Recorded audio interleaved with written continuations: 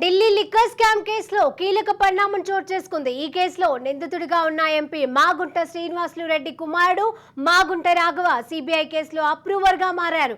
ED కేసులో ఇప్పటికే Magunta Raghava approver గా మారగా తాజాగా సిబిఐ కేసులోనూ అప్రూవర్ గా మారడానికి రాఘవ చేసుకున్న దరఖాస్తును తాజాగా రౌస్ అవెన్యూ కోర్టు అనుమతినిచ్చింది.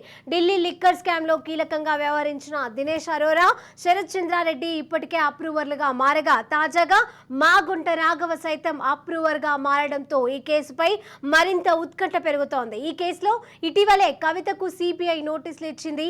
ఈ క్రమంలో రాఘవులు అప్రూవర్ గా మారడం సంచలనంగా మారింది.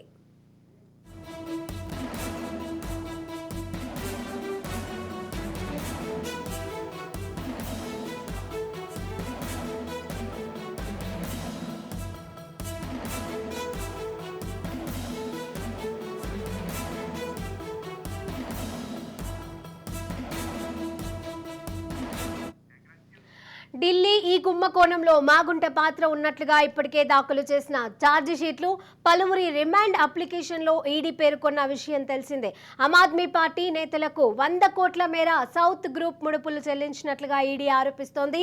ఈ సౌత్ గ్రూప్లలో మాగుంట శ్రీనివాసులు రెడ్డి, ఆయన కుమారుడు రాఘవ్ మాగుంట, కవిత అరబిందో ఫార్మా సంస్థ డైరెక్టర్ శరత్ చంద్రారెడ్డి భాగస్వాములుగా ఉన్నారని చెబుతోంది.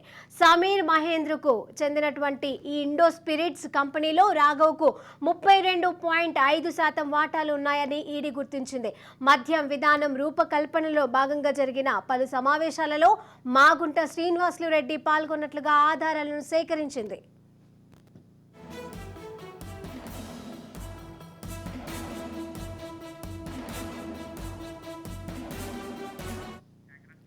ఢిల్లీలోని ఆయన అధికారిక నివాసంలో కూడా సమావేశాలు జరిగాయని, వాటికి అరుణ్ పిల్లై, కవిత మాజీ ఆడిటర్ బుచ్చిబాబు హాజరైనట్లుగా పేర్కొంది. ఆయన నివాసంలో ఈడీ, సిబిఐ సోదాలు కూడా నిర్వహించాయి.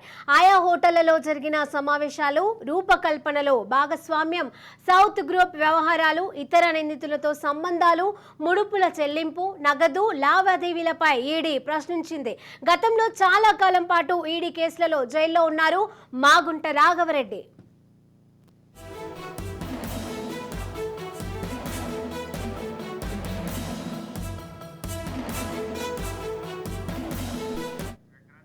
మాగుంట శ్రీనివాసులు రెడ్డికి వైఎస్ జగన్ టికెట్ నిరాకరించడం, పార్టీ వ్యవహారాలలో పట్టించుకోకపోవడంతో ఆయన ఇటీవలే వైసీపీకి రాజీనామా చేశారు.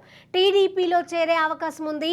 మాగుంట రాఘవరెడ్డి ఈసారి ఎంపీ ఎన్నికల్లో పోటీ చేస్తారని ఆయన చెబుతున్నారు. అయితే ఇంతవరకు చంద్రబాబు నాయుడిని కలవలేదు. గతంలో కాంగ్రెస్ లో ఉండేవారు, తర్వాత టీడీపీలో చేరారు. ఓసారి టీడీపీ నుంచి పోటీ చేసి ఓడిపోయారు. తర్వాత వైసీపీలో చేరి ఎంపీ అయ్యారు.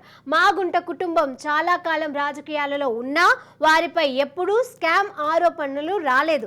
కానీ ఢిల్లీ లిక్కర్ స్కామ్ కేసు మాత్రం మెడకు చుట్టుకుంది. మాగుంట కుటుంబానికి పెద్ద ఎత్తున మద్యం కంపెనీలు ఉన్నాయి.